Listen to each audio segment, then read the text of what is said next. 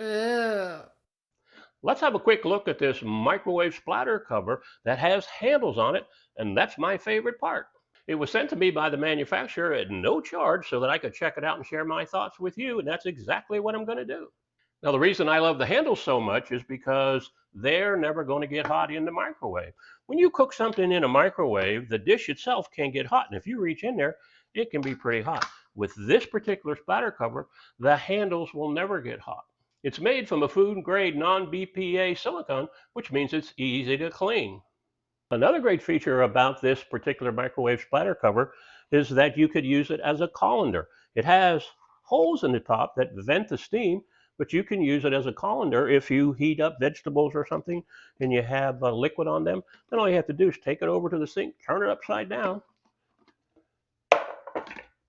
and now you got a colander. Now, the other great feature about this is that the lid is collapsible, which means it'll fit in a nice tight space. This microwave splatter cover turned out to be a little bit thicker and sturdier than I expected. Now, if you need one, I think you should consider this one. Thanks for watching.